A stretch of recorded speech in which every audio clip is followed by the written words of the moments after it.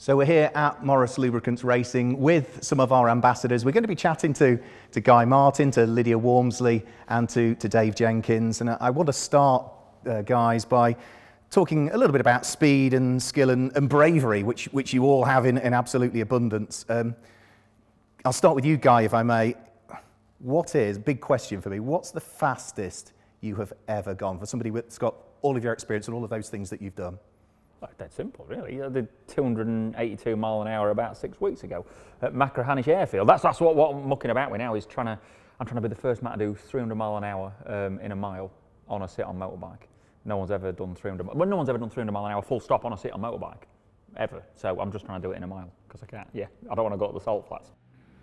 That must bring a raft of different challenges on itself. You know, to try and do that kind of speed, you know, you've got to be enormously aerodynamic. You've got the engineering on the bike must be enormously different as well. Yeah, it's more of a like aerodynamics is a big part of it, but I'm trying to mask lack of aerodynamic efficiency with horsepower. We've got wheelbarrows full of horsepower that we can't use, so we're just trying to mask, because having a fantastic coefficient of drag means a load of other issues in the window of opportunity. We've got such a small, well, there's probably only 2 days a year in which you can run. Of all these big fairings, and you can only run them for a very small, like by me, only a couple of days a year, you know, at that 4 or 5 o'clock in the morning, because they're so influenced by outside winds and thermals. And so, what I'm trying to do, you'll see the bike later on, I'm trying to take all the fairings off and just trying to mask the problem with loads of horsepower. I think it's fair to say most record attempts are done. You were talking about very early in the morning. Most records attempts are always usually done very early in the morning, as you all know, with the things that you were trying to do with Triumph as well in the past. You know, when barometric pressure is low, where as you say, you know, very little air movement and wind. The main reason for that is you need to, because I thought, oh, cold air, more power. Well, that is sort of a gain of running first thing in the morning, but the problem is I make too much horsepower, so that cold air isn't really what I want. I want warmer, because I don't want the horsepower. But the reason for running first thing in the morning is you don't want the sun to have warmed the land up and then the land reflecting the heat back to the atmosphere. That's what causes unwanted thermals. So we've all this to learn, and that's why I've ended up going to Machrihanish, because I need the option to be able to run first thing in the morning.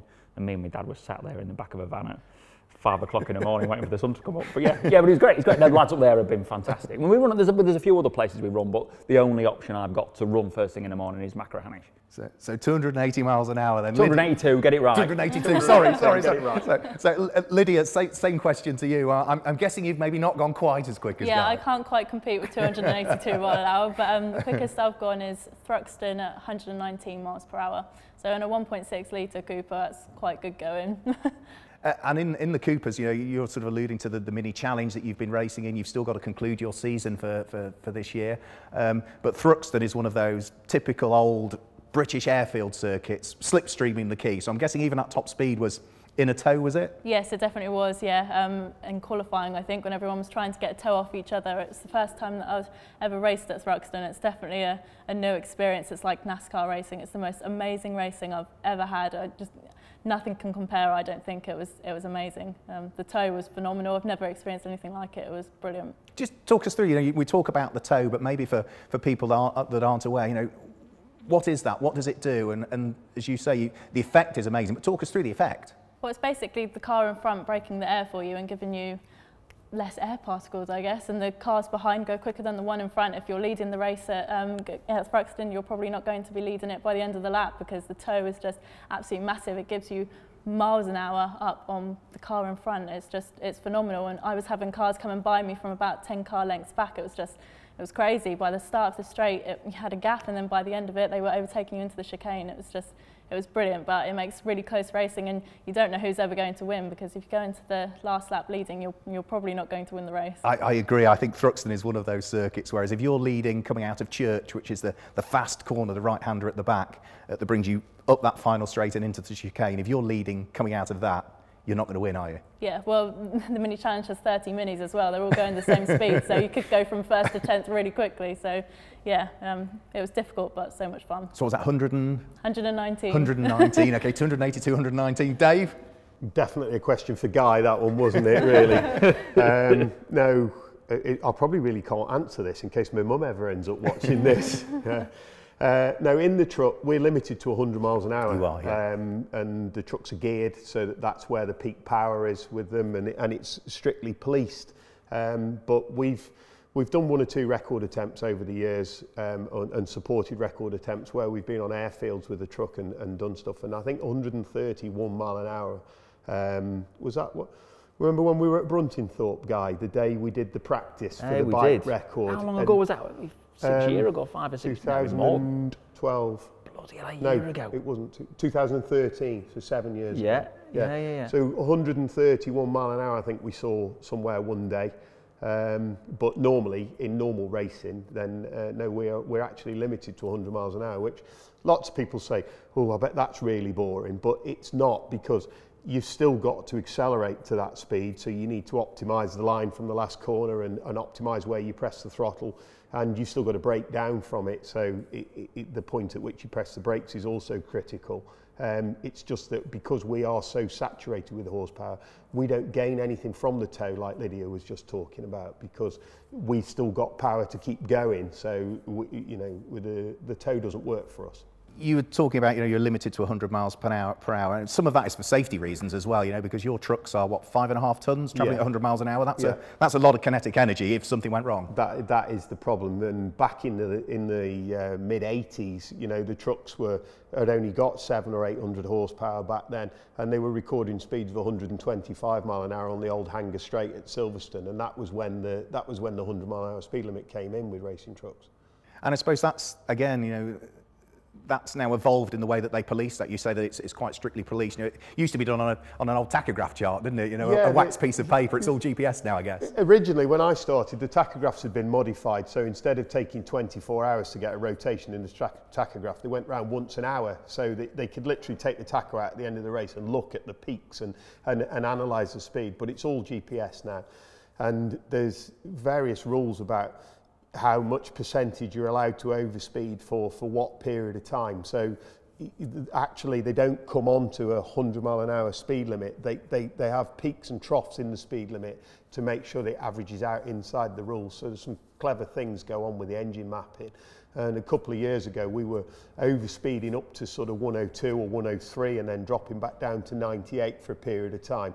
But it was mapping out at 100 miles an hour. But if you got your spike right, it was almost like a push-to-pass button, because at the end of the straight you could just run on and make a length. Can you control that then? Can you override it if you wanted to ride a mile an hour? Yeah, you could. You could sit there with a flatline speed control where the engine notes sort of bum, bum, bum, bum, bum, and then you could have a little burst at the end. So if you needed to make 2 meters to get like on a DRS. But is it cheating or is it exploiting the rules? It came from the engine builders, and that was. But it has been outlawed now, so they come on to a flat line at the top speed. Fascinating stuff, guys. I've got to say, fascinating. So we've got the fastest speeds, and we know Guy's won that one. And with speed comes bravery, but also a little bit of fear as well. So again, you've experienced so many different things with your record-breaking attempts, and as well as your road racing career as well, and the speeds that you would have been doing on the TT. What's the scariest moment you've ever had?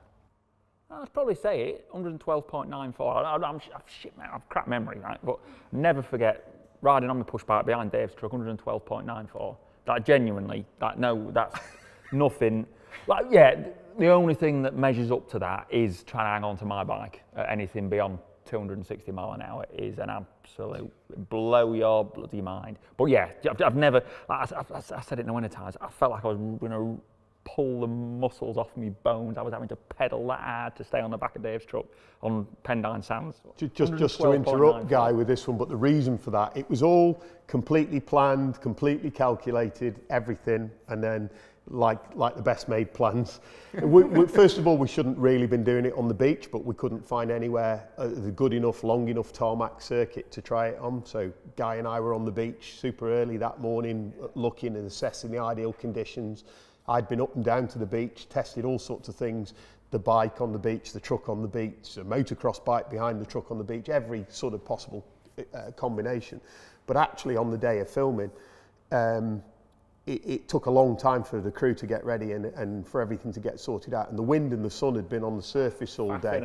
And it was like Guy being in a shot blasting machine, because the screen on the back of the truck made such a huge hole in the air for Guy to be in. He was in a negative pressure environment behind the truck, and all the sand and stuff was coming up. But the one thing that was ultimately, and I'll never forget this, but we were following the coastline. And Guy was effectively blind because he was so tight in behind the truck, behind this great screen. And I've sort of got a few degrees of deviation on to follow the coastline as we've mapped this track out up the beach. And as I sort of turned the steering wheel, Guy's almost come out of the slipstream because he's come slightly offset behind the truck. And I see him disappearing behind. So I've sort of lifted off. He's got sucked in and doshed me from behind. I got a camera watching, so I've squirted back on the throttle again. So instead of having this super organised, consistent, we're going like this. Yeah, and at one time I look out the mirror and he's knocking this bike about between his knees like you would on an old grifter going up a hill at 30, except we're doing 105 mile an hour at this point, and he stood on the bike knocking it about between his knees to try and catch up with me. But this has been going on for as long as it's taken me to tell this story. So at 110 mile an hour, you know, in 30 seconds, we're another mile further up the road. And we ended up on, when we actually achieved the 112 mile an hour, we were on an uncharted piece of beach, because we'd walked we'd driven and coned out 5 miles of beach. And because we were so determined to do the record, we actually ended up on an uncharted piece of beach. Yeah, I was blowing out, I can tell you. And we'd been going for far too long as well. So I was the bloke that nearly killed Guy Martin, But I'll tell you, that's, the most scared I've been, that's. Was it a mixture of the speed and the distance, and also, you know, your little contact patch on the bike that you were on, you know, on a surface of sand as well? Was it a combination of all of those things, do you think, Guy? Yeah, just that pendulum effect of, like Dave seeing that I was dropping off, so he slowed down, but then I sped up and got sucked back in, and it was just, and then the sand, and then the slight deviation, trying to follow the coastline, and just the combination of everything, and me having a pedal like bloody hell, man. I genuinely said, I thought I was going to rip the muscles off me legs. I've never pedalled. And that's with the really special gearing on that bike and the frame and everything. Massive gearing, massive gearing. Is that a never again? Never say never. Never say never. Never say never. But just to interrupt Guy again, for a bloke that was terrified and never say never, he says to me, we were fairly disappointed with the 112.94 mile an hour on the day.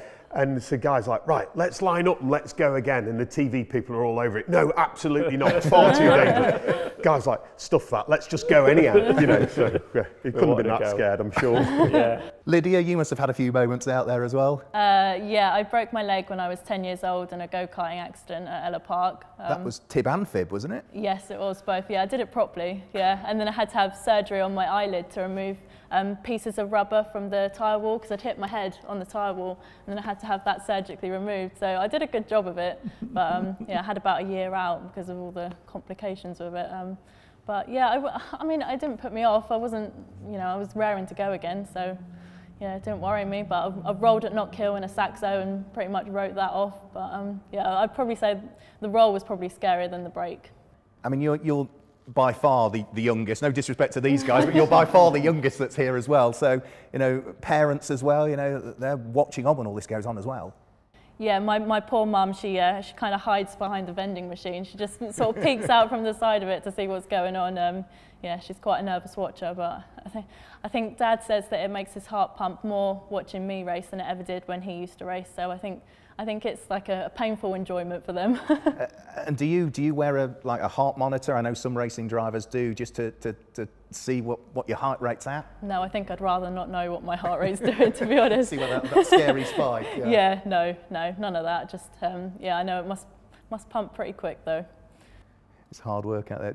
Dave, you've had some scary moments. I'm sure there's lots of stories you can't tell us, but tell by your eyes there are. Scariest moment? I think we need to try not to be scared, don't we? That's the whole point. We're supposed to be in control, aren't we? But I think one of the most notable ones in recent years, once again, was a record attempt we were doing. It was 5 years ago at Elvington, and a tremendous guy, Mike Newman, and heads up a charity called Speed of Sight. And he goes about doing extraordinary records. He's blind, he's born blind, he's got a passion for motorsport, and he goes about doing extraordinary records to fund his charity. And we were at Elvington, once again, we'd been through every stage of how this was going to work. And the net result was he drove the truck at 125 miles an hour on his own, in the truck, completely blind. And I was behind in a BMW M3 or M1 chase car saying left a bit, right a bit, keeping him pointing in the right direction. And we'd been through every stage of every possible combination, and Mike and I had made friends and we bonded leading up to this. And there was one rule, and it was he wouldn't think for himself and he would do exactly what I told him to do. So I'm trying to be super calm. And it's the day of the record, and Gina Campbell was there, and you know, some really famous people. It was this big record thing, local news, and we eventually get to the record attempt. So off we set, and it's like, okay, Mike, off you go, and pop it into first gear and drive forwards. And I've got a radio link to him, and second gear, Mike, and press the throttle, and left a bit, Mike, and so it goes on until we get the truck in top gear, and I'm behind in the chase car. And press the throttle, Mike, please. Come on, let's go now. And press the throttle. What I had not taken into account for was that I hadn't got him to speed the truck up enough before he popped it in top gear. So we're doing about 30 or 40 miles an hour, and then press the throttle, Mike, and left a bit. And press the throttle now, Mike. So he's now, at this point, he's got his foot buried through the boards. And the truck's still not going because it's off boost. Anyhow, all of a sudden, it boosts up and it goes. So, and it's just off like a robber's dog. And I'm like, left a bit, Mike, and gently now then, Mike. And meanwhile, and the truck's disappearing over the crest of the hill at Elvington. And the bloke in the M3 that's driving me is like down one gear, down two gears, down three gears, like to try and stoke the M3 up so we could catch up with him. And I think we stopped and we did the record and everything went to plan. And that was one of those days when I really reflected on that afterwards and think, that probably did just scare me. Yeah, so yeah, that was my scariest moment, watching my pride and joy with a very brave, unsighted man disappear over the horizon at 120 plus mile an hour. Yeah. Well, whilst I was supposed to be in control. Fantastic stuff.